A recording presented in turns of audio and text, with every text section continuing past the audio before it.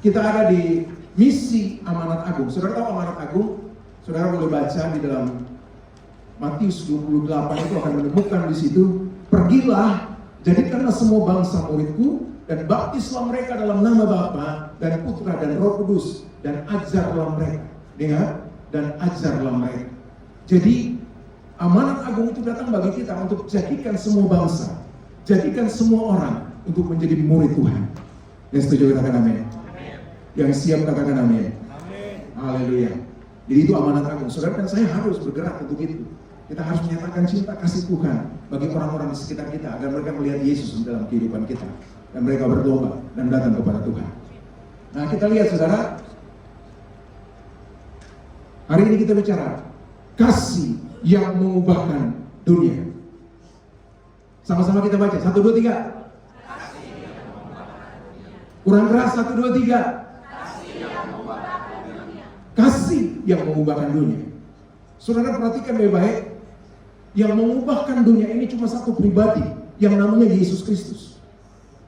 Saudara harus tahu itu bahwa yang mengubahkan dunia ini cuma satu, yaitu Yesus Kristus yang kita sebut dengan pribadi kasih itu. Jadi kalau ada kasih di dalam hidupmu, engkau mampu untuk mengubahkan. Halo? Halo?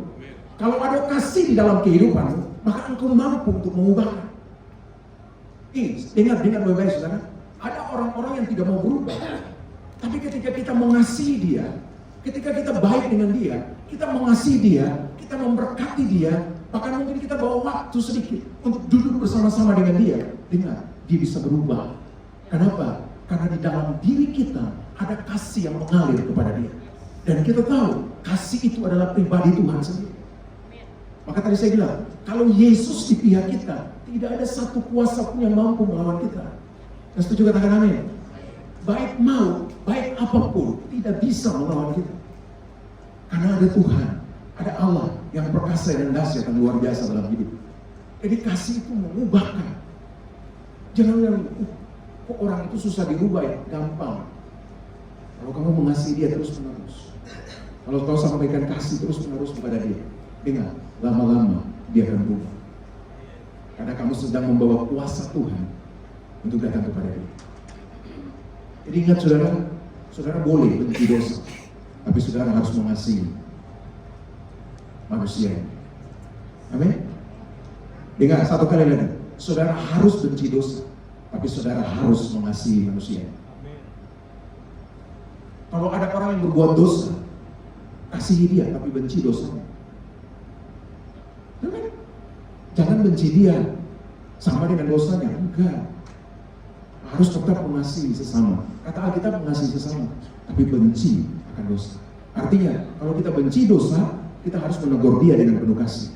Dan kita tidak melakukan apa yang dia lakukan. Itu kita benci dosa. Tapi kita tetap bawa dia untuk masuk di dalam hadirat Tuhan. Supaya ada perubahan terjadi dalam hidup dia. Haleluya. Ada orang yang bilang begini, itu harus ditegur dengan keras. Bisa. Ada kasih juga yang pakai kekerasan. Bukan pakai kekerasan, pakai kata-kata yang mungkin agak keras. Yang penting dari hatinya benar. Dengar baik, dari hatinya benar. Ya, ada juga yang lemah lembut, tidak apa-apa. Yang penting dari hatinya benar. Gitu. Tapi jangan maki-maki orang. Dan setuju katakan amin? Ya, jangan maki-maki. Boleh tegur dengan keras, boleh. Karena itu kasih. Karena kita mengasihi dia, mungkin sudah tegur berapa kali nggak dengar-dengar, agak keras sedikit nggak jadi masalah. Yang penting sikap hati kita supaya dia berubah. Yang penting sikap hati kita itu datang dari kasih Tuhan yang melimpah dalam kehidupan kita. Jadi kasih itu yang mengubahkan saudara, bukan saudara dan saya, bukan kepintaran kita yang ngomong yang mengubahkan orang lain, nggak bisa. Nggak bisa. Lihat firman Tuhan. Kolose pasal 1 ayat 3 sampai 6. Kami selalu mengucap syukur kepada Allah, Bapa Tuhan kita Yesus Kristus. Setiap kali kamu berdoa, kami berdoa untuk kamu. Karena kami telah mendengar tentang imanmu dalam Kristus Yesus dan tentang kasihmu terhadap semua orang kudus. Oleh karena pengharapan yang disediakan bagi kamu di surga, tentang pengharapan itu telah kamu dengar dalam firman kebenaran, yaitu Injil yang sudah sampai kepada kamu. Injil itu berbuah dan berkembang di seluruh dunia. Demikian juga di antara kamu sejak waktu kamu mendengarnya dan mengenal kasih karunia Allah dengan sebenarnya. Injil itu berbuah dan berkembang ke seluruh dunia. Jangan takut orang tidak percaya. Jangan takut orang menolakmu. Jangan takut orang marah-marah terhadapmu. Nggak usah. Kenapa? Karena tadi, kalau Yesus di pihak kita, siapakah yang akan melawan kita? Ada pembela kita yang agung, Yesus Kristus namanya. Ya setuju, katakan amin. Injil kebenaran itu bisa disampaikan bukan hanya dengan kata-kata, bukan? Tapi lewat tindakanmu orang bisa lihat Yesus. Amin. Lewat perkataanmu orang juga bisa lihat Yesus. Jadi jaga hidupmu, jaga tindakanmu, jaga perbuatanmu, supaya orang melihat Tuhan di dalam hidupmu. Dan orang datang mengasihi Dia, orang datang mencintai Dia, orang datang bertobat dan percaya kepada Dia. Kita lihat saudara, mari kita belajar. Ada 3 hal penting di sini. Yang pertama, diubahkan dalam kasih. Apa? Diubahkan di dalam kasih. Firman Tuhan katakan begini, sekalipun aku dapat berkata-kata dengan semua bahasa manusia dan semua bahasa malaikat, tetapi jika aku tidak mempunyai kasih, aku sama dengan gong yang berkumandang dan canang yang gemerincing. Sekalipun aku mempunyai karunia untuk bernubuat dan aku mengetahui segala rahasia dan memiliki seluruh pengetahuan, dan sekalipun aku memiliki iman yang sempurna untuk memindahkan gunung, perhatikan, untuk memindahkan gunung, tetapi jika aku tidak mempunyai kasih, aku sama sekali tidak berguna. Dan sekalipun aku membagi-bagikan segala sesuatu yang ada padaku, bahkan menyerahkan tubuhku untuk dibakar, tetapi jika aku tidak mempunyai kasih, sedikit pun tidak ada faedahnya bagiku. Ya setuju, katakan amin. Saudara dengar, saudara bikin buat baik apapun, tapi kalau kasih tidak ada di situ, percuma, nol besar. Haleluya. Dengar, saudara buat apa sekalipun yang bagus, yang menurut dunia itu baik banget, tetapi kalau nggak ada kasih di situ, percuma, nol besar. Haleluya. Saudara, kan kasih itu gini, kasih itu pribadi Tuhan. Tapi kalau kita lihat penjabaran kasih di dalam 1 Korintus 13 itu, saudara akan mendapatkan apa itu kasih yang sebenarnya. Jadi kalau saudara nggak sabar, sebenarnya saudara sudah tidak punya kasih. Halo, amin. Kasih itu sabar, kasih itu murah hati, ia tidak sombong. Jadi kalau orang sombong, dia nggak punya kasih. Ya setuju, katakan amin. Ya setuju, katakan amin. Halo, halo, lihat kiri kanan. Lu sombong nggak?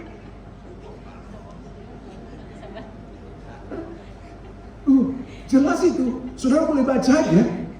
Kasih itu sabar, kasih itu murah hati, dia tidak sombong, dia tidak mementingkan diri. Orang mementingkan diri sendiri, dia nggak punya kasih. Halo, yang baik saudara, saudara bikin 5 dari yang 1 nggak bikin, gagal. Halo, loh, ini jelas ini, betul kan? Saudara udah sabar nih, saudara sudah murah hati, ya. Tapi satunya saudara nggak buat, batal. Susah apa tapi? Ya susah. Susah karena kita pikir seperti yang kita pikir. Tapi kalau gini, ketika kamu bawa Yesus masuk dalam hidupmu, dia akan buat itu menjadi satu kebenaran dalam hidup. Kamu nggak bisa, kekuatan kita nggak bakalan bisa. Kekuatan kita nggak bakalan mampu untuk melakukan itu. Siapa yang bisa lakukan itu? Sabar, murah hati, tidak sombong, tidak angkuh. Siapa yang nggak bisa? Siapa yang bisa bikin itu? Nggak bisa. Serentak semua lakukan itu, nggak bisa. Kecuali Tuhan ada di dalam hidup kita, kita mampu lakukan itu. Yang setuju berikan tepuk tangan bagi ini. Ini saudara mampu. Saudara mampu kalau Tuhan ada dalam hidup. Nah, kesadaran Tuhan itu penting.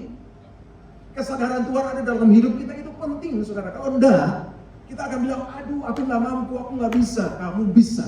Kalau kamu sadar, Yesus kasih itu ada dalam hidup. Haleluya. Wow. Jadi ini yang harus kita buat. Kalau enggak, ya nggak bisa. Nanti baca ya, 1 Korintus 13 di rumah saudara baca.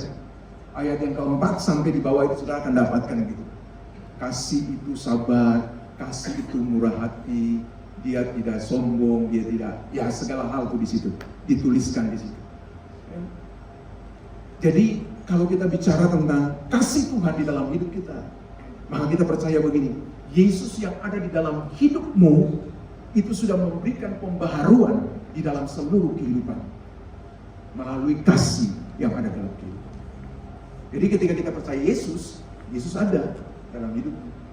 Nah, kadang-kadang kita tidak mempersilahkan Tuhan, mempersilahkan kasih itu untuk menguasai hidup kita. Jadi akhirnya apa? Ya kita jadi sombong, punya sesuatu yang baik aja udah sombong-sombong ke orang. Ini loh, gue punya loh, itu karena gue loh, bukan kamu. Nah, itu gawat, bahaya. Padahal kita tahu sumber segala kan Tuhan. Ya, kamu cuma dipercayakan untuk mengembangkan apa yang Tuhan kasih kita. Apa saja bentuk saling mengasihi yang kita teladani dari Yesus? Saudara lihat sini. Ada beberapa hal penting. Yang pertama, memikirkan kepentingan orang lain. Ingat, Yesus bikin teladan bagi kita. Dia tidak memikirkan diri dia sendiri, tapi dia memikirkan kepentingan orang lain. Yang setuju katakan amin. Coba lihat, kalau dia tidak memikirkan kepentingan orang lain, saudara dan saya, Bapak Ibu dan saya tidak akan selamat. Betul kan? Dia tinggal duduk aja di sorga enak. Ngapain dia turun di sini? Mati lagi, dipukul lagi, dihancurkan lagi, segala macam yang dilakukan. Padahal dia udah enak di sorga, sudah disembah-sembah sama malaikat, sama orang kudus dia sudah sembah, tinggal duduk aja enak di sorga. Ngapain dia turun di sini? Tapi karena dia memikirkan kita, maka dia turun di sini. Amin. Karena dia mengasihi kita, maka dia datang untuk menyelamatkan kita. Dengar, dia tidak memperdulikan dirinya. Dengar ini baik-baik. Dia tidak memperdulikan dirinya. Status dia sebagai Allah dia tinggalkan. Halo. Status dia sebagai Allah dia tinggalkan. Untuk apa? Datang menyelamatkan kita. Karena dia tidak memikirkan diri dia, tapi dia memikirkan bagaimana supaya kita semua diselamatkan. Wow. Itu keren, saudara. Kita nggak ketemu Allah yang seperti itu, bukan? Hanya yang punya kita saja, yaitu Yesus Kristus. Dia bisa lakukan itu bagi kita. Dia datang, dia mencari kita, dia mati bagi kita, dia bangkit, dia naik ke surga, lalu dia cari tempat juga bagi kita. Sediakan tempat bagi kita. Apalagi sih yang kurang? Halo? Kita ini sudah paling luar biasa enak. Coba saudara bayangkan, dia datang tebus kita. Ingat, dia harus mati menderita. Menderita bukan kalau mati enaknya tinggal tembak aja, pang, langsung mati enak. Ini enggak, harus dipukulin, sudah hancur-hancuran tubuhnya, diludahi, disiksa semua, harus dipaku di atas kayu salib. Kalau ditembak langsung mati enak, saudara. Betul kan? Sudah nggak tersiksa lagi, tapi dia harus menderita. Kenapa? Karena saudara dan saya. Itu yang dia lakukan. Coba, selesai itu, dia harus dikuburkan. Selesai dikuburkan, dia bangkit dari antara orang mati. Dengan tidak sampai di situ, dia bilang gini, aku pergi supaya aku menyediakan tempat bagimu, supaya di mana aku berada, di situ kamu pun berada. Yang setuju katakan amin. Jadi di mana Yesus ada, di situ kita ada. Ini Yesus sudah menyediakan tempat bagi kita di surga. Dia tidak memikirkan kepentingannya sendiri. Yang kedua, rela berkorban. Kita rela berkorban nggak kita? Halo? Kita mau berkorban nggak? Dengar baik-baik. Berkorban itu bukan aja uang. Ya. Berkorban itu bukan aja harta. Tapi berkorban itu bisa saja begini. Saudara membawa waktu saudara, membuang waktu saya, korbankan waktu saudara untuk duduk dengan orang yang mungkin membutuhkan sesuatu daripada. Itu sudah cukup bagi dia. Ketika kamu dengan dia duduk di situ, dia bercerita tentang sesuatu, bercerita tentang masalah. Selesai itu, dia sudah beres. Kamu sudah menyelesaikan masalah dia. Gak perlu kasih uang kan? Gak perlu kasih harta ke dia kan?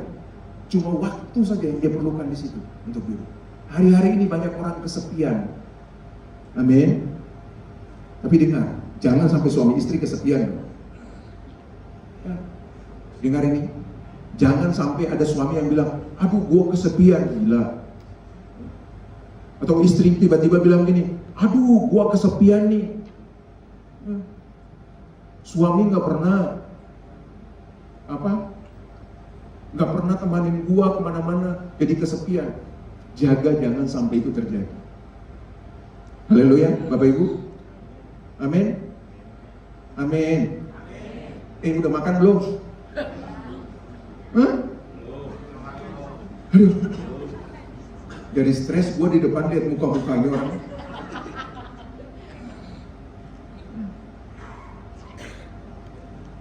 Harusnya tuh terima firman Tuhan itu dengan sukacita. Amin. Karena firman itu mengubahkan. Firman itu tuh berkat terbesar dalam hidup kita. Saudara lihat, pedang roh itu firman Tuhan. Jadi saudara itu berperang itu bukan pakai kekuatan saudara. Kalau ketemu dengan orang berperang itu gampang bisa lihat orang. Tapi kalau dengan penguasa udara, saudara tidak akan bisa melihat apa-apa. Amin. Saudara nggak bisa lihat apa-apa. Yang saudara cuma bisa rasakan. Dan kita harus pakai firman Tuhan untuk menghancurkannya. Makanya kalau dengar firman Tuhan harus bersuka cita. Haleluya. Lihat kiri kanan dulu. Tapi jangan lihat istri suami orang loh. Lihat kiri kanan yang suami sama istri, lihat. Lihat kalau belum tersenyum bilang gini, senyum dong. Senyum sampai monyong-monyong nggak apa-apa, senyum dong. Berikutnya, sabar untuk mau mengerti. Nah ini kadang-kadang yang terjadi. Kita nggak pernah mau sabar untuk mengerti. Haleluya. Kita nggak pernah, apalagi, nah ini balik lagi ke suami istri. Kadang-kadang kita nggak mau sabar, istri nggak pernah mau sabar untuk mengerti suami. Iya kan? Suami sudah bilang, padahal kita tahu kan, suami itu kepala. Yang setuju katakan amin. Yang setuju katakan amin. Kok yang banyak ibu-ibu sih? Padahal yang bilangnya suami. Suami itu kepala. Yang setuju katakan amin. Kalau sudah begitu baru rame. Nah dengar, suami itu kepala. Dia yang menentukan segala sesuatu. Yang setuju katakan amin. Tapi ibu-ibu juga penolong. Istri itu penolong. Artinya begini, bukan berarti segala sesuatu itu langsung otoriter, ambil, nggak bisa. Harus diomongin dulu. Benar kan? Harus diomongin dulu ke istri, ngobrol dulu baik-baik. Supaya apa? Supaya ada kesepakatan di sana untuk ambil keputusan. Yang setuju katakan amin.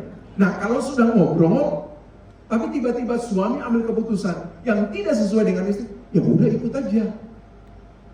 Haleluya, ikut saja. Kalau itu rencana Tuhan, dengar.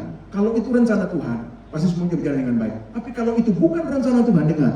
Tuhan bisa rubah hati suamimu untuk merubah keputusan itu. Yang setuju katakan amin. Jangan suami bilang gini, nih ya, suka begini, kok dengar gua lagi. Lu tahu nggak? Gua kepala. Terus lu kepala terus mau ngapain? Kadang-kadang kan istri suka begitu kan? Benar kan? Ini juga mantan suami. Jadi ngerti juga.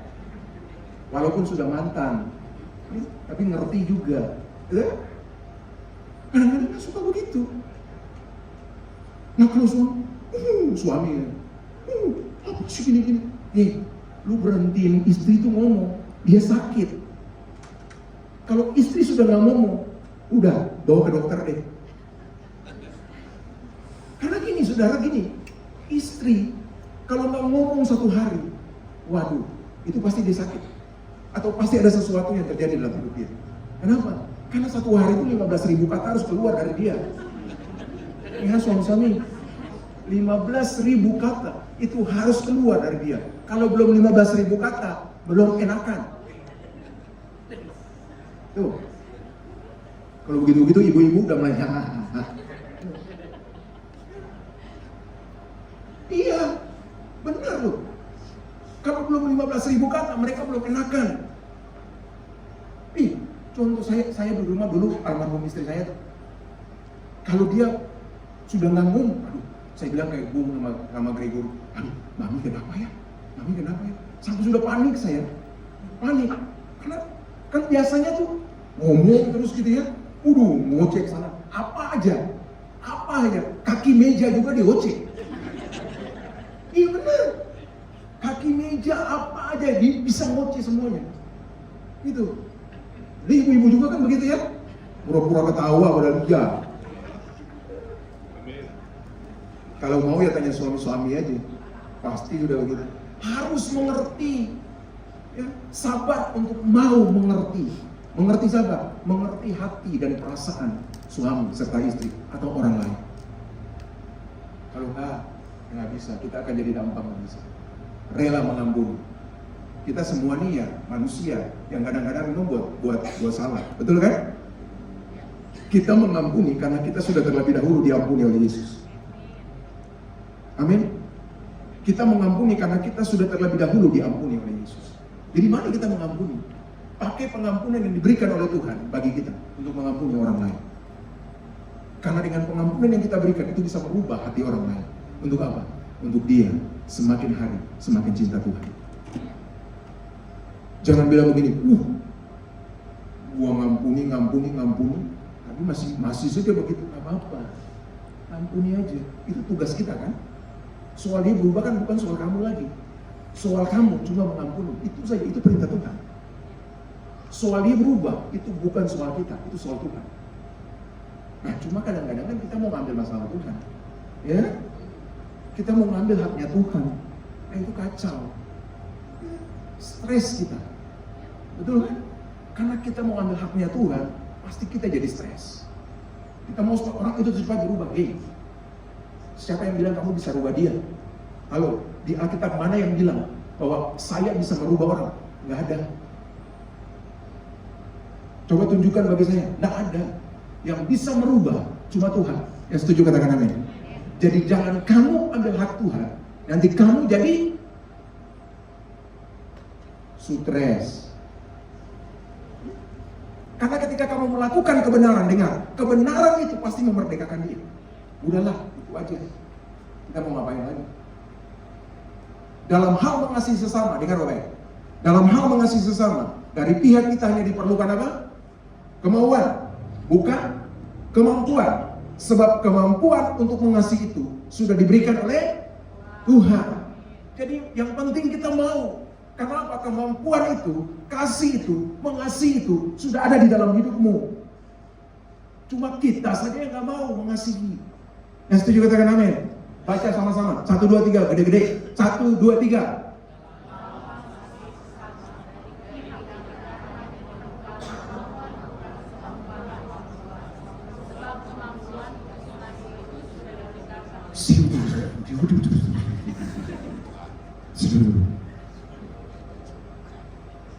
Karena saya sudah hitung 1, 2, 3 hari ini kan kamu. Dalam hal mengasihi sesama, dari pihak kita hanya diperlukan kemauan. Jadi mau atau enggak kita mengasihi. Karena kemampuan untuk mengasihi itu sudah diberikan oleh Tuhan dalam hidup kita. Yang setuju katakan amin. Bilang kiri kanan gini, kemampuan mengasihi itu sudah ada dalam dirimu. Kasihilah. Kasihi. Itu yang harus kita lakukan. Karena itu firman.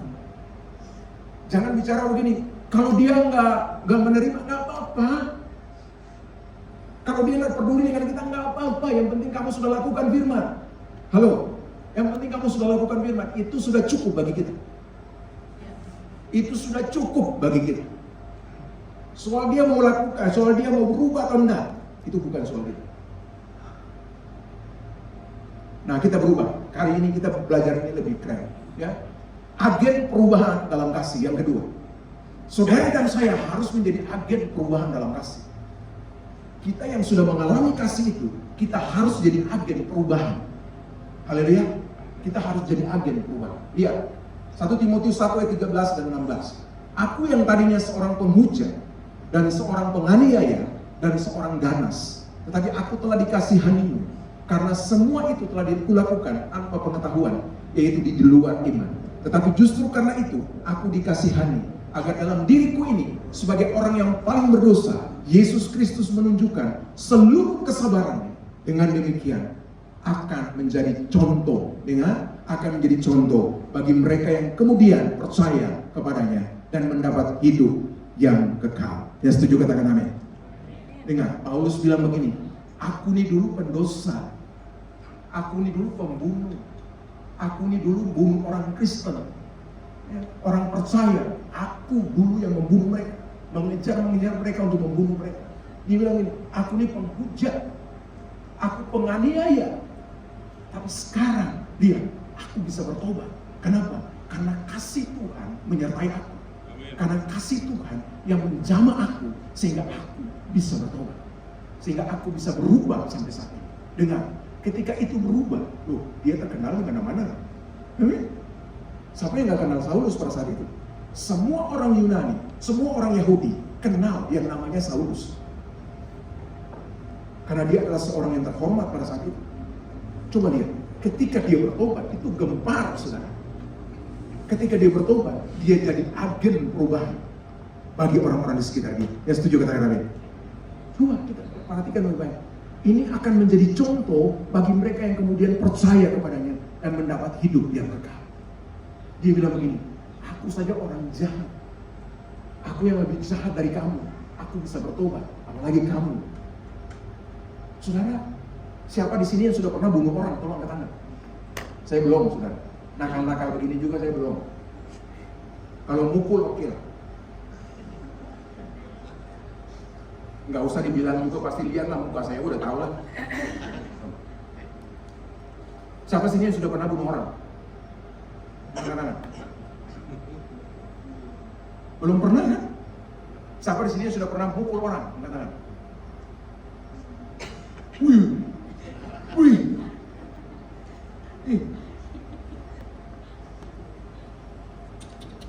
Petinju semua di sini. Ternyata bukan saya saja. Oh, sudah pernah mukul? Wih, keren.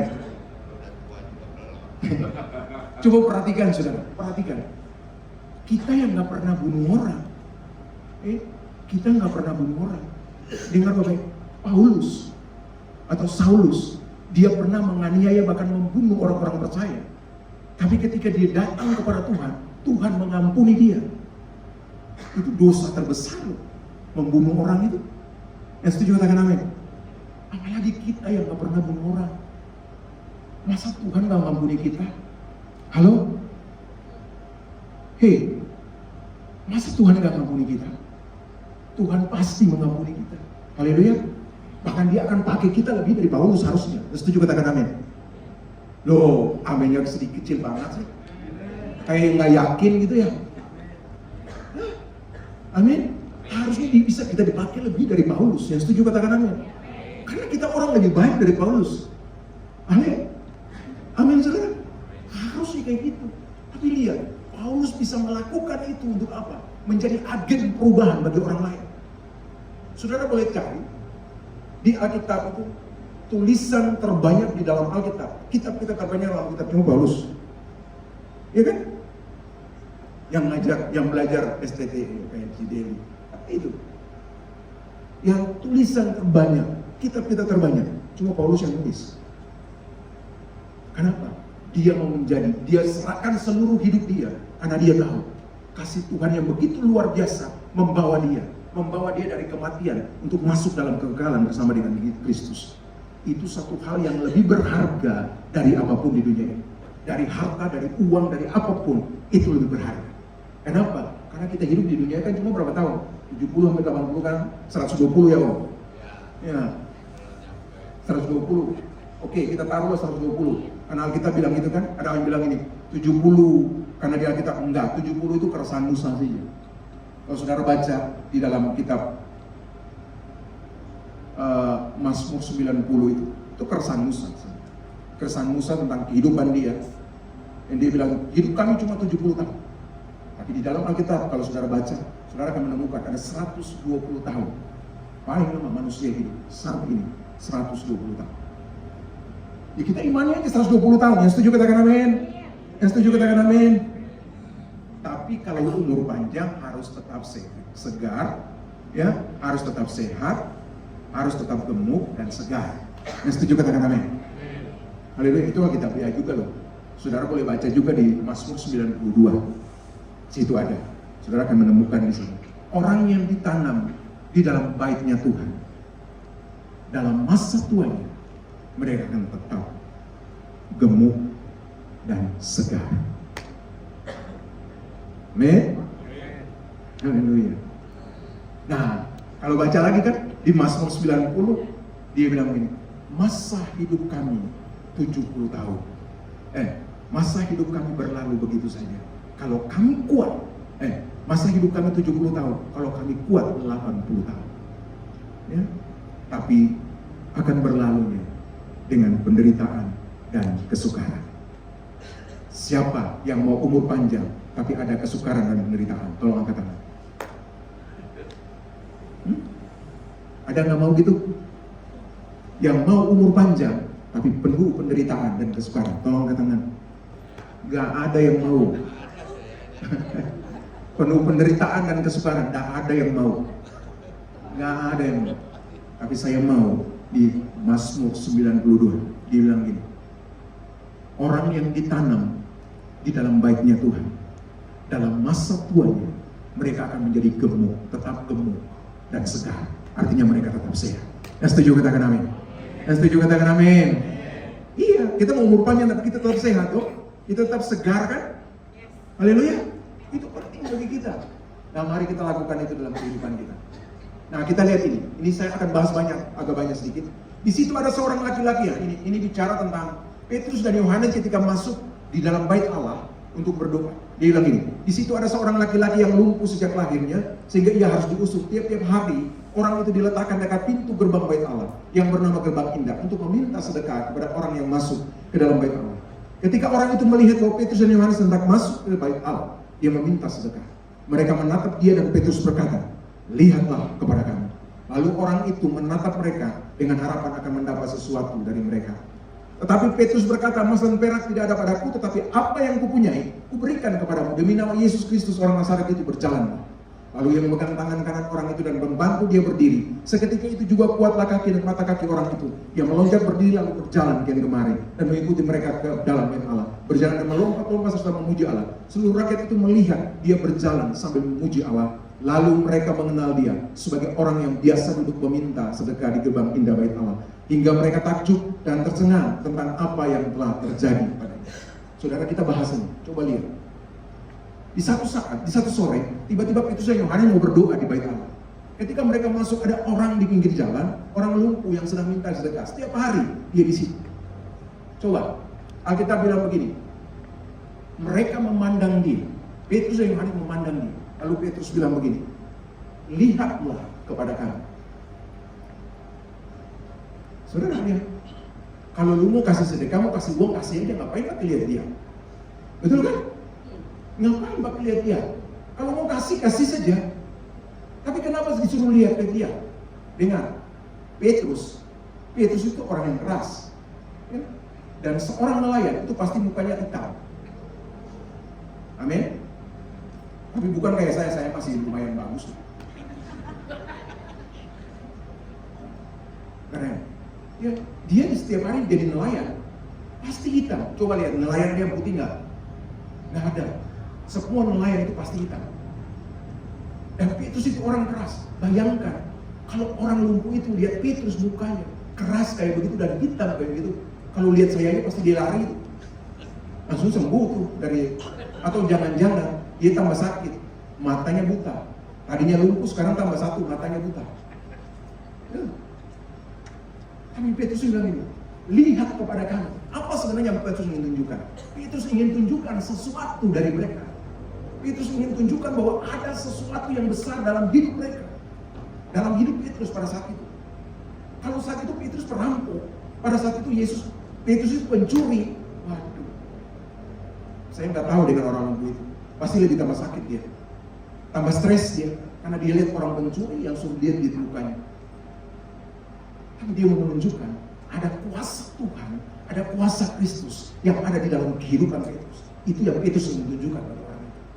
Hari ini saya mau katakan bagi saudara, saudara harus tunjukkan Yesus di dalam hidupmu bagi orang lain. Dengar, kamu harus tunjukkan Yesus yang ada dalam hidupmu bagi orang lain. Supaya apa? Orang mengenal dia, orang lihat dia. Ada orang yang gak berani menunjukkan diri dia. Kenapa? Karena dia berbuat tidak benar. Haleluya. Tapi kita harus berbuat benar. Kita harus menunjukkan Kristus dalam kehidupan kita. Sama seperti Petrus. Lihat, ketika dia bilang ini, lihat kepadaku. Lihat kepada kamu. Ketika dia lihat kepada orang itu pengen gini, dia akan memberikan uang. Tapi apa yang Petrus bilang? Emas dan perak tidak ada padaku. Tetapi yang kupunyai, kuberikan kepada dalam nama Yesus. berjalan. Wow, saudara, kadang-kadang harapan kita kepada Tuhan atau kepada seseorang itu tidak sesuai dengan kebutuhan dan kapasitas kita. Dengar baik, ya? Tidak sesuai dengan kebutuhan dan memperbesar kapasitas kita. Setiap tujuan yang Tuhan taruh dalam hidup kita, dengar, pasti Dia mau kebutuhan yang utama itu terpenuhi, baru memperluasnya dalam kapasitas kemampuan kita. Dengar baik, orang lumpuh ini sebenarnya butuh apa sih? Orang lumpuh ini butuh apa? Dia nggak butuh uang. Halo? Kebutuhan dasar dia itu bukan uang, bukan harta, tapi harus berjalan. Dan setuju katakan amin. Dengar, kerja Yesus itu seperti itu. Kerja Yesus itu kayak gitu. Dengar, dia lihat, dia akan beresin semua kebutuhan utama dari kita. Nah, kadang-kadang itu kan persepsi kita dengan persepsi Tuhan itu sama. Kadang-kadang jauh banget. Kita maunya begini, Tuhan maunya begitu. Padahal kita tahu bahwa apa yang Tuhan buat itu pasti baik. Dengar, orang lumpuh itu kepingin apa? Punya uang. Pada setiap hari dia dapat. Itu tidak mempengaruhi dia. Kenapa? Itu tidak akan mempengaruhi dia. Dia akan tetap duduk di situ untuk minta-minta. Dan kapasitas, kemampuan dia tidak pernah akan kita perluas. Itu kan? Coba lihat. Apa yang terjadi? Yang dia lakukan, yang Tuhan lakukan melalui Petrus adalah kebutuhan utama dia diberesi. Berjalan. Halo? Ketika dia berjalan, dia bisa bikin apa saja. Untuk apa? Tidak minta-minta lagi. Dia bisa tolong orang banyak, dia bisa tolong saudaranya, dia bisa tolong diri dia sendiri, dia bisa lakukan apa saja. Amin, saudara. Coba lihat, dari satu orang ini, di dalam bait Allah itu semua mengenal Tuhan. Amin. Coba lihat, semuanya takjub. Orang semua takjub. Kenapa? Karena dia disembuhkan. Karena dia ada di depan pintu situ. Di depan pintu gerbang bait Allah. Dan setiap hari orang lewat situ, orang tahu dia. Bahwa dia itu orang lumpuh. Tapi hari itu, ketika Petrus sembuhkan dia, Yesus sembuhkan dia melalui Petrus, dia berjalan di situ. Dan dia menunjukkan dirinya kepada banyak orang. Dan banyak orang terpesona. Dan banyak orang apa? Mereka mengenali dia. Duduk meminta di gerbang bait Allah. Mereka takjub dan tercengang. Mereka tercengang dan takjub. Mereka heran setengah mati. Itu menjadi saksi. Ingat, orang lumpuh bisa jadi saksi bagi satu bait Allah. Itu agen perubahan. Ya setuju katakan amin. Agen perubahan. Jadi jangan muluk-muluk mau cari 100 orang untuk ditobatkan. Nggak usah. Goal kita aja, 1 orang, 1 murid, 1 tahun, beres. Saudara cari 1 orang saja saudara muridkan, dan dia bisa muridkan banyak orang, maka nama Yesus dimuliakan. Dan setuju katakan amin. Nah, kadang-kadang kan kita suka begitu. Kadang-kadang kita suka maunya banyak, padahal nggak bisa. Kadang-kadang kita mau, itu orang itu bisa tuh, keluarga itu bisa, si ini bisa. Cari 1 orang aja yang kamu bisa muridkan. Cari, fokus ke dia, bimbing dia yang benar. Muridkan dia yang benar. Ketika dia jadi murid, dia akan jadi dampak bagi banyak orang. Dia akan jadi saksi bagi banyak orang. Apalagi orang itu kita tahu kehidupan dia dulu seperti apa. Itu akan jadi rubah banyak orang. Haleluya. Jadi jangan sombong, jangan aku ini terus mau bilang, saya bisa memuridkan yang semua. Enggak, saudara. Cukup 1 orang, 1 murid, 1 tahun. Ini kita sudah dengungkan berapa tahun yang lalu, tapi sampai sekarang belum. Masih aja begini-begini. Iya kan? Coba aja mulai fokus dengan 1 orang. Sama seperti Petrus. Dia fokus aja dengan orang lumpuh itu. Ketika dia fokus, orang lumpuh itu berdiri, berjalan. Itu dia jadi dampak besar di situ. Bawa banyak orang untuk datang ke Tuhan. Sama, saudara lihat. Orang yang saudara muridkan itu, saudara akan tahu. Ketika dia menjadi dampak, dia menjadi berkat bagi banyak orang. Itu sudah cukup bagi saudara. Haleluya. Amin, saudara. Mari saudara, lakukan itu dalam kehidupan. Cukup kamu cari 1 orang saja untuk memuridkan dia, supaya dia bisa bertobat, dia datang kepada Tuhan, dan dia jadi murid yang baik. Dia menjadi saksi Kristus. Apalagi kalau orang itu banyak orang yang kenal. Apalagi orang itu banyak orang yang kenal dan tahu masa lalunya. Dia bertobat, dia berubah. Wow, itu jadi dampak luar biasa. Itu dampaknya luar biasa. Karena lihat contoh daripada orang ini, dia terkenal.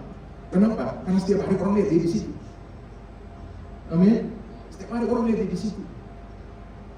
akhirnya itu jadi berkat bagi orang-orang sekitar. Itu yang harus kita lakukan. Amin, saudara?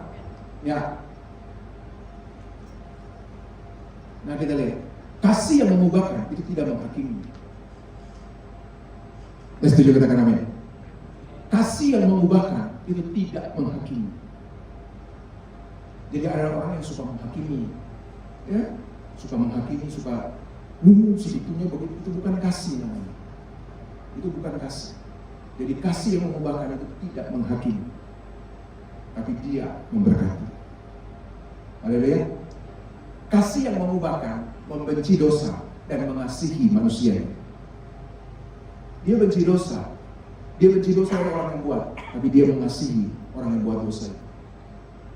Sama kan dengan Yesus. Benar kan, saudara? Yesus itu benci dosa, tapi dia mengasihi saudara dan saya.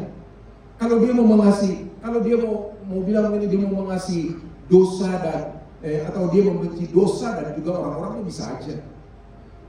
Tapi Yesus tidak gitu. Yesus membenci dosa, tapi mengasihi kita semua. Makanya kita juga perlu seperti itu. Jadi kalau orang bikin salah ke kita, benci dosanya, tapi mengasihi dia tetap. Haleluya. Ya. Jangan buang muka ke dia. Ya. Jangan kata-katain dia, tapi harus tetap mengasihi. Karena dengan kita mengasihi dia, kita sedang menebarkan kasih pribadi Tuhan, kebenaran itu yang mengubahkan dia, sehingga dia kembali datang dan bertobat kepada Tuhan. Kasih yang mengubahkan tidak pura-pura, tetapi nyata. Ada orang yang mengasihi juga tapi pura-pura, kan, betul kan? Kalau gue kasih, nanti dia kasih itu pura-pura. Hanya kiri kanan kamu begitu enggak?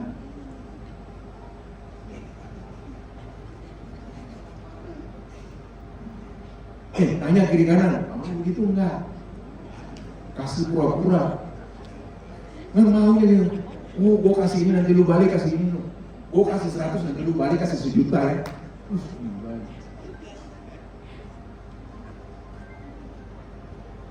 Itu bukan kasih, tapi itu transaksi. Ya? Itu bukan kasih, tapi itu apa? Transaksi. Tapi kasih itu nggak pura-pura, dia nyata. Kalau gue mau mengasihi Bobby, gue mengasihi dia dan musuh. Nggak perlu gue pikir nanti dia balas apa ke gue. Nggak perlu. Yang gue tahu, gue mengasihi dia. Amin. Sama juga dengan suami istri kayak gitu. Yang paling bahaya itu gitu. Suami istri malah, kalau gue mengasihi suamiku. Suamimu bikin apa? Pakai nanya-nanya begitu. Astaga Tuhan. Atau suami bilang begitu, kalau gue mau ngasih istriku bikin apa sama gue? Ayo. Masak nasi juga nggak bisa. Terus masak apa dong? Masak air apa lagi? Gosong.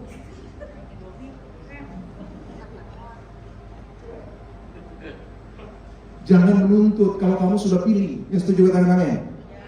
Jangan menuntut kalau kamu sudah pilih. Kalau kamu sudah pilih, jangan nuntut. Ikutin aja. Apa yang dia bisa, sudah bersyukur dengan itu. Karena Tuhan berikan itu yang terbaik bagi. Nah, setuju katakan amin. Ibu-ibu katakan amin.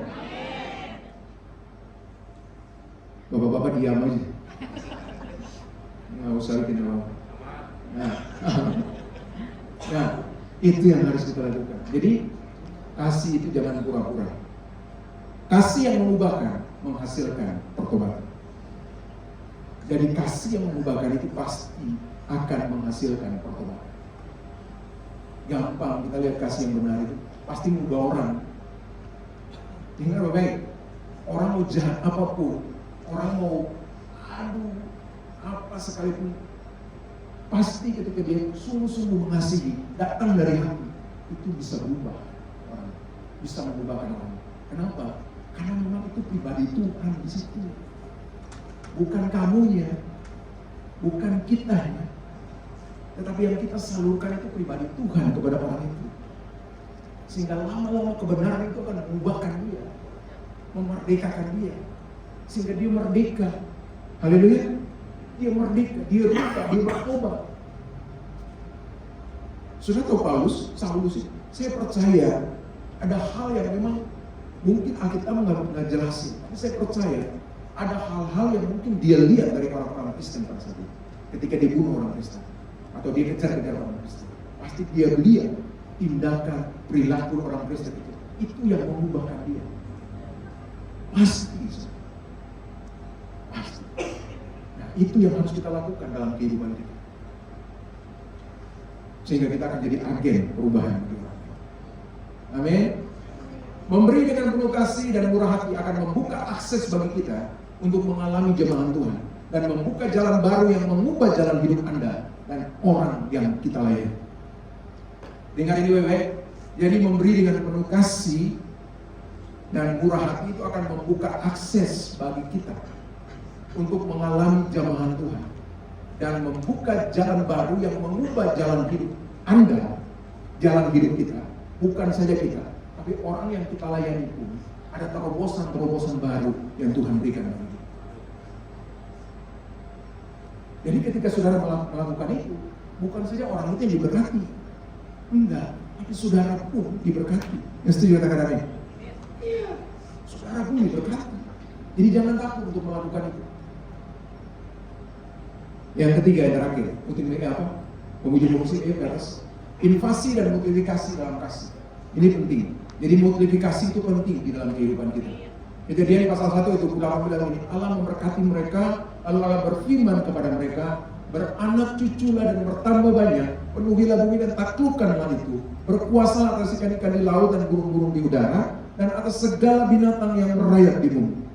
Jadi semuanya multiplikasi, beranak cucu, bertambah banyak, penuhi bumi, taklukkanlah itu. Nah kita lihat di sini saudara, ada mandat budaya di dalam Kejadian pasal 1 ayat 28. Dia bicara tentang proitpur, beranak cucu. Ya. Artinya begini, kita harus mengembangkan talenta kita, karunia kita yang Tuhan kasih ke kita. Untuk apa? Untuk membawa banyak orang untuk datang kepada Tuhan. Haleluya. Memuridkan banyak orang untuk datang kepada Tuhan. Anak-anak rohani kita. Istilahnya gitu, anak-anak rohani kita, cucu-cucu rohani kita, cicit-cicit rohani kita yang harus kita lakukan. Supaya apa? Banyak orang datang kepada Tuhan. Karena itu mandat budaya. Yang kedua bicara tentang multiply, bertambah banyak. Kalau kita sudah melakukan itu, maka semuanya akan bertambah banyak. Tapi dalam kualitas Tuhan. Haleluya. Dalam kualitas murid. Dalam kualitas murid. Jadi bukan kualitas pengikut, tapi kualitas murid. Murid dan pengikut itu berbeda. Ya. Kalau pengikut datang nggak ada makan, dia bisa kabur. Ya, dia bisa lari. Tapi kalau murid, dia akan tetap ikutin gurunya kemanapun guru itu pergi. Walaupun nggak ada makanan, nggak ada uang, nggak ada apa, dia akan tetap mengikuti gurunya. Jadi kita harus jadi murid. Yang berikut, penuhi bumi. Penuhi bumi. Sudahlah, kita nggak usah bilang penuhi bumi. Penuhi tempat ini aja. Halo, penuhi tempat ini. Hitung, Victor, kursi-kursi yang kosong ada berapa nih? Besok bawa. Itu, penuhi semua tempat ini. Kita harus lakukan itu. Karena itu firman Tuhan, itu mandat budaya. Dari Kejadian pasal 1 ayat 28 bagi kita semua. Supaya kita dapat memberkati banyak orang. Sehingga orang banyak yang datang kepada Tuhan. Orang yang diselamatkan untuk datang kepada Tuhan. Kasihan kan orang yang diselamatkan. Nanti kalau mati kan masuk neraka. Haleluya. Kalau kita mau, kita bisa sabdu taklukkan. Taklukkan segala pikiran-pikiran yang jahat. Taklukkan segala hati-hati yang gak benar. Taklukkan segala hal yang jelek dari hidup kita. Amin. Kalau saudara mau jadi saksi, harus taklukkan itu dalam hidup saudara. Tindakan-tindakan saudara yang gak benar harus taklukkan di bawah kaki Tuhan. Berjalan dalam kebenaran Tuhan.